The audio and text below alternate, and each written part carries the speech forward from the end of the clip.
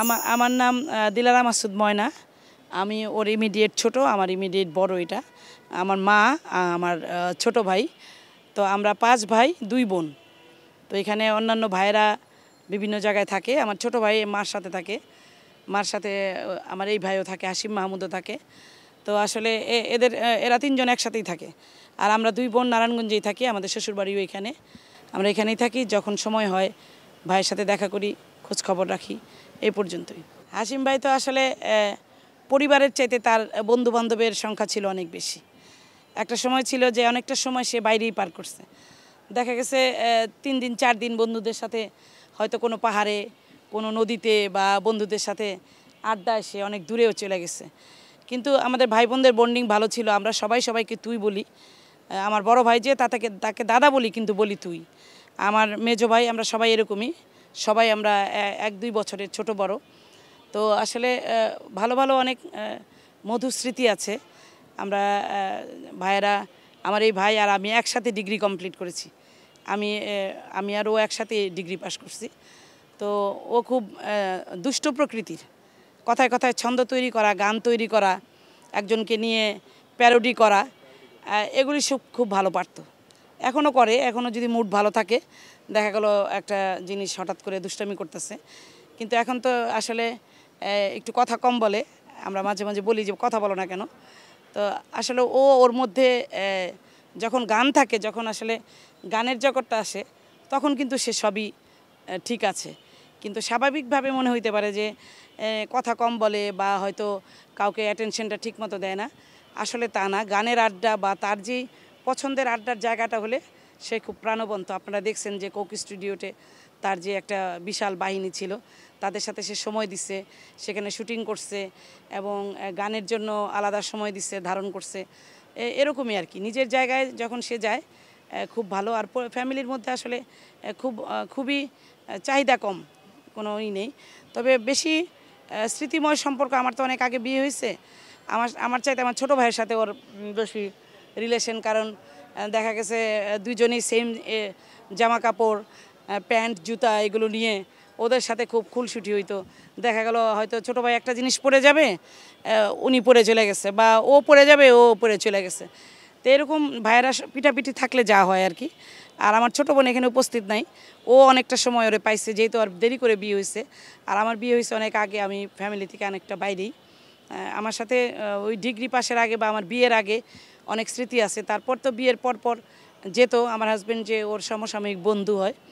তো মোটামুটি সে খুব হাসি খুশি মানুষ। হ্যাঁ, হ্যাঁ, আমার বাবা গান গাইতেন, আমার বড় ভাই খুব ভালো আবৃত্তি করেন, আমি আবৃত্তি করি, এবং আমার মা এখনও অনেক বড় একটা কবিতা সে এখনও মুখস্থ বলতে পারে। হ্যাঁ, হ্যাঁ। তো আমরা মোটামুটি আসলে ভালো। আমি আমি আমার আমার যে আমাকে বলবো না, আমরা পরিবারের লোকজন খুব সাদা মনের মানুষ। আমরা চাই আমাদের জায়গা থেকে সবাই বড় হোক, সবাই সবার জায়গায় যার যার প্রতিভা বিকশিত হোক। কারোর সাথে হিংসা করা, কাউকে নিয়ে কনস্পিরেসি করা, এগুলি আমাদের মধ্যে নাই। তো আমাদেরকে নিয়ে অনেকে করছে, আমার বাইরে নিয়ে করছে, আমার ভাইয়ের অনেক গান টান চুরি হয়ে গেছে অনেক জায়গায়। এই যে আজকের যে প্রাপ্তি, এইটা আরও 20-25 বছর আগে হওয়ার কথা। তা আমার ভাইকে নিয়ে অনেকেই অনেক কিছু করছে। তো যাক, এখন আল্লাহ তাকে সম্মান দেওয়ার মালিক। একটা জায়গায় ওই যে বলে যে আল্লাহ যদি দেয়, আসলে কিছু করার থাকে না, সেখানে আল্লাহ তাকে এই বয়সে দিচ্ছে। তাই আমরা অনেক খুশি। আমরা চাই সারা দেশের মানুষ, সারা বাংলাদেশ এবং পৃথিবীর যেসব জায়গায় আমার ভাইকে দেখবে, গান শুনবে, তাদের সকলের কাছে বলি আমার ভাইয়ের জন্য দোয়া করবেন। আরও যেন অনেক দিন আপনাদের মধ্যে, আমার পরিবারের মধ্যে সে বেঁচে থাকতে পারে, সবার কাছে। সবাই যখন আমার গান সবাই শুনতেছে, হ্যাঁ, এটা বলে, যখন এই ছোটো ভাই বলে, খুব আনন্দ প্রকাশ করে। আমি চুপচাপ খালি দেখি ওর আনন্দ প্রকাশ। খুব বললে তো আর হয় না সব কিছু, হ্যাঁ, বললে কিন্তু মানে হয় না। এটা আমি তখন খুব আনন্দ করি আর কি, যে পরিবারের আমি বলি, যে আমি বলছিলাম এক সময় যে আমার গান হিট হবে, এগুলো বলি, তখন বলে হ্যাঁ হ্যাঁ তুমি ঠিক বলছিলা, এগুলো বলে। এটা খুবই একটা মানে আনন্দের ব্যাপার। কারণ ফেস্টিভ্যাল, হ্যাঁ, যা দেখব কোনো ফেস্টিভ্যাল হলে আমার গান গাবে। ওই দিন দেখবেন যে আমার কোনো না কোনো একটা গান, 4-5টা গান ঠিকই গাবে। তখন একটা মানে মানে ভালো লাগা। বিশেষ করে ফেস্টিভ্যাল আসলে কিন্তু আমার গান গাবি। বাংলাদেশে তো অনেক উৎসব আছে, হ্যাঁ ফেস্টিভ্যাল আছে, তখন ওই গানগুলো যখন বাজবে তখন আমার ফ্যামিলিও খুব আনন্দ প্রকাশ করবে, এই যে মজার। মা হিসেবে খুব গর্বিত, আমি সবার কাছে গর্ব করি। আমার ছেলে মেয়েরা সব গান বাজনা, আমার ছোট ছেলে বড় ছেলে সবাই। আগে তো সারাদিন ঢাকা থাকতো, সারাদিন পরে রাত্রিবেলা আসতো, রাত 2টা বাজে আসতো, রাগ করতাম, আবার ভাত দিতাম, আবার সকাল উঠে চলে যেত, বাসায় থাকতো না। আসতো তখন বলতাম যে রাত 2টা বাজে আসছো, এখন তোমার খাইতে দেবো না। আমি খাবো না, আমার তুমি দরজা খুলে দাও, আমি বাসায়। তারপরে বাসায় তুমি না বলছো আমার খাইতে দিবে না, এখন বাদ দিলে যে। মার মতো জিনিস আছে, মা আমার স্বাদ না মিটিল, আশা না পুরিল, সকলই ফিরে যায়। জনমের তোরে ডাকি মা, তোরে কোলে তুলে নিতে আয় মা। মার মতো জিনিস আছে।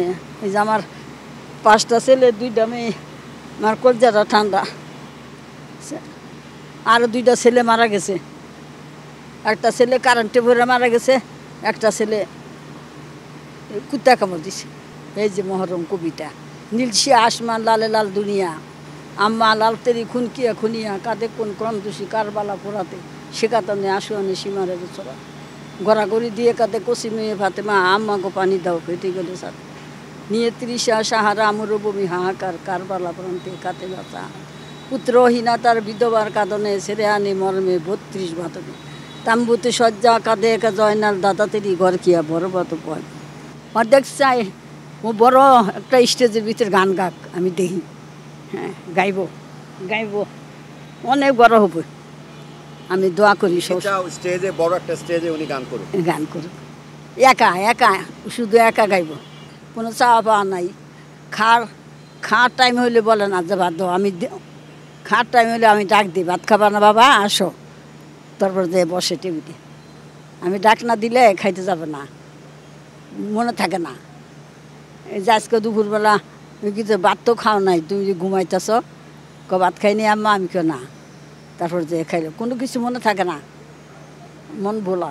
লম্বা সময় ওনাকে নিয়ে আসে, খুব কাছ থেকে ওনার হতাশাগুলো আমি দেখছি। এখন খুব ভালো কিছু করতেছে, আমি যখনই ভালো কিছু করে আমি চোখের পানি ধরে রাখতে পারি না। আমরা একটা সময় ওনারে খুব টোটাল ফ্যামিলি থেকে যেভাবে সাপোর্ট করা দরকার ছিল, একদম মোদ্দা কথা যেটা, আমরা তাকে রিড করতে অনেকটা সময় নিয়েছি। হাশিম মাহমুদ তার মতো করে কথা বলতেছে, তার মতো করে আকাশ দেখতেছে, সাগর দেখতেছে, এইভাবে আসলে আমরা আকাশ সাগর আশেপাশের লোকগুলোকে দেখতে পারি না। মানে আমাদের হয়তো ওই মনোজগৎটা তৈরি হয়নি, তখন তারে আমরা মিসগাইড করতাম। উনি যখন বাসা থেকে বেরোতো হয়তো 100 টাকার জন্য বলতো যে আমার 100 টাকা দিয়ে, না টাকা নেই, দাদু আমি টাকা যাই, আমি ঢাকা যাব। মানে এই যে ঢাকা যাওয়া, চারুকলার ওই পরিমণ্ডলটাতে যাওয়া, এটা তার একটা রুটিনের ব্যাপার চলে আসছিলো। কখনো বড় মনে বাসায় চলে আসতো, বিয়ে হয়ে গেছে, আইসা বড় মনে বলতো তুই আমার 200 টাকাতে। আর ওনার বরাবরই একটা জিনিস ছিল, আয়রন করা শার্ট প্যান্ট, নতুন কিছু একটা পরা। আর বাসা থেকে বেরোলে বাসায় যে ফেরত যেতে হয় এই ব্যাপারটা কম। ওনারা কিন্তু অনেকটা সময় বাসা থেকে বেরোইছে, 2 দিন 3 দিন পর বাসায় ফেরত আসছে। এই মানুষটারে আমি খুব কাছ থেকে দেখছি বিকট জোরে চিৎকার করতে, বিকট জোরে আত্মনাদ করতে দেখছি আমি, যেটা পৃথিবীর কেউ দেখে নাই। এবং এইটাকে ওনাকে আমি মাঝরাতে গান গাইতে শুনছি, যে 1টার দিকে হয়তো গান গাইতে উঠছে, 3টা পর্যন্ত সে গান গাইতে। অদ্ভুত মিরাকেল এক ব্যাপার, মানে এমন সব গান, এমন তার গানের গলা। তো মাঝে মাঝে বলতাম মেদা ঘুমা, বললাম একটু আরেকটু গাই, ভাইয়া আরেকটু গেতে দে। মানে ওনার ওই যে কষ্টগুলা উনি আসলে গানের ভেতর দিয়ে বেরোনো। উনি অনেক জায়গা থেকে ধাক্কা খাইছে। হাশিম মাহমুদের একটা খুব ভালো দিক আছে, সেটা হচ্ছে উনি কারো ব্যাপারে কোনো দিন অভিযোগ করে না যে এই মানুষটা ভালো না, এই মানুষটা খারাপ, এই মানুষটাকে আমাকে কষ্ট দিচ্ছে। ইন্ডিভিজুয়ালি উনি কাউকে কোনো সময় হার্ট করে নাই। দিন শেষে উনি হার্ট হয়েছে, বাসায় আসছে, দরজা বন্ধ করে বিকট জোরে হয়তো চিৎকার দিছে, দরজা বন্ধ করে হয়তো বিকট জোরে গান করছে। এবং ওনার যে এখন যে যতগুলো গান, মজার বিষয় এগুলো কিন্তু আসলে ওনার উপলব্ধির। মানে উনি কিন্তু একটা ফরমাইশি লোক না। আমি হয়তো হাশিম মাহমুদকে বললাম যে ভাই আমরা একটা ছবির জন্য গান করব, আপনি 3টা গান করে দেন, এটা হাশিম মাহমুদের দ্বারা সম্ভব না। আজকে পর্যন্ত এখন পর্যন্ত যতগুলো গান বেরোয় আসছে এই গানগুলো কিন্তু একবারে লেখা না, এক একটা ঘটনার ভেতর দিয়ে যাওয়া। এই যে বাজি, আমি তো মনে করি বাজিটা হচ্ছে বেসিক্যালি উনি ওনার লাইফের সাথে খেলছে। এই সময়টাতে কেউ জীবনের সাথে এত বড় বাজি খেলতে পারে না। ওনার বউ নাই, ওনার বাচ্চা নাই, ওনার গাড়ি নাই, ওনার বাড়ি নাই, ওনার একটা মোবাইল নেই। এই 2025 আইসা কেউ মোবাইল ইউজ করে না, এটা কেউ বললে বিশ্বাস করবে? তো উনি আসলে দেখে একটু অন্যরকম করে, পৃথিবীটাকে অন্যরকম করছে। উনি বাজি খেলে ফেলছে লাইফের সাথে।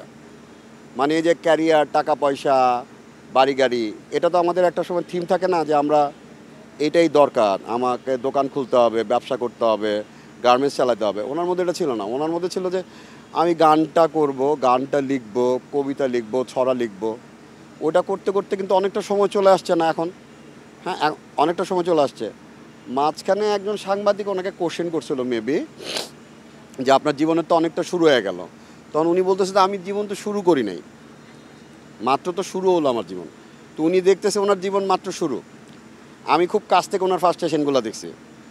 এখন ওনার সাকসেসটা যখন আমি দেখি আমার চোখ দিয়ে পানি চলে আসে, আমি রাখতে পারি না ধরে নিজেরে, কারণ আমি ওনার খুব হতাশাগুলো দেখছি খুব কাছ থেকে। একেবারে ভয়ঙ্কর রকমের আর্তনাদ। এখন যখন দেখি ভয়ঙ্কর রকম মানুষ ভালোবাসে। কোক স্টুডিওতে যখন শুটিং করতেছিল আমি বারবার চোখ থেকে পানি বেরোচ্ছে। আমি গ্রিন রুমে যাচ্ছি, ওয়াশরুমে যাচ্ছি, চোখে পানি দিতেছি, আমার আনন্দ লাগতেছে। এই আনন্দেতে চোখ থেকে পানি বেরোচ্ছে। আমার একটা সময় মনে হয়েছে এই মানুষটা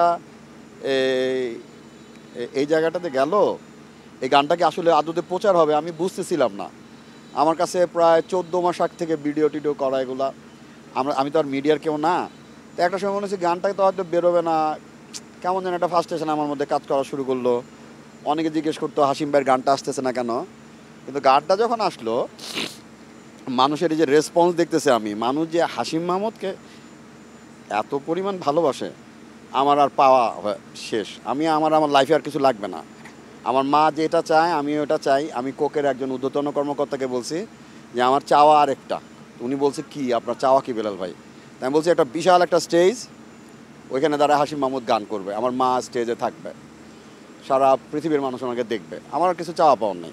ও আরেকটা লোকের কথা আমি যদি না বললেই না, এই যে হাশিম মাহমুদের যে নবজাগরণ, উনি তো একটা সময় মিউজিক করতেছিল। ওনার নবজাগরণ হচ্ছে এই হাওয়া ছবির যে ডিরেক্টর মেজর রহমান সুমন ভাই, এই মানুষটা কিন্তু অনেক আগ থেকে হাশিম মাহমুদকে লালন করে। উনি আমাকে একদিন বলতেছে বেলাল ভাই আজ থেকে অনেক বছর আগে, 20-25 বছর আগে হাশিম ভাইয়ের গানটা যখন আমি শুনলাম আমার ব্রেনের মধ্যে ঢুকে গেছে। তো এই গানগুলো আমাকে খুব যন্ত্রণা দিত, আমাকে খালি পীড়া দিত যে গানগুলো মানে হাশিম ভাই এভাবে গায় কীভাবে, এভাবে গানের কথা লিখে কীভাবে। লাস্ট আমার সাথে 2 দিন আগে কথা বললো যে হাশিম মাহমুদ ভাইকে ওই গানগুলো আমাকে এখনও খুব কষ্ট দেয়। আমি এই গানগুলো মানে কীভাবে মানুষের কাছে পৌঁছানো যায় আমি সারাক্ষণ চিন্তা করি বেলাল ভাই। এই সাদা সাদা কালা কালা, কথা কয়ও না, হালের বাজি, এই প্রত্যেকটা গানের পেছনে একজন মহানায়ক যে আমাকে একেবারে বড় ভাইয়ের মতো আমাকে দারুণভাবে নির্ভরভাবে মানে আমাকে সাহস যোগাইছে। বলছে হাশিম ভাইয়ের এই গানগুলো যাবে এবং হাশিম ভাইয়ের গানগুলো মানুষ শুনবে। উনি একেবারে আমার চাইতে বেশি কনফিডেন্ট ছিল, এখনও সে কনফিডেন্ট। বলতেছে হাশিম ভাই দারুণ গায় এখনও, আমরা হাশিম ভাইকে নিয়ে দারুণ রকম করে কাজ করব। আমি আসলে সবাইকে বলি যে দোয়া করবেন হাশিম মাহমুদের যে গানগুলো আছে এই গানগুলো যেন উনি গাইতে পারে, মানুষের কাছে যেন পৌঁছাতে পারে, সবাই দোয়া করবেন।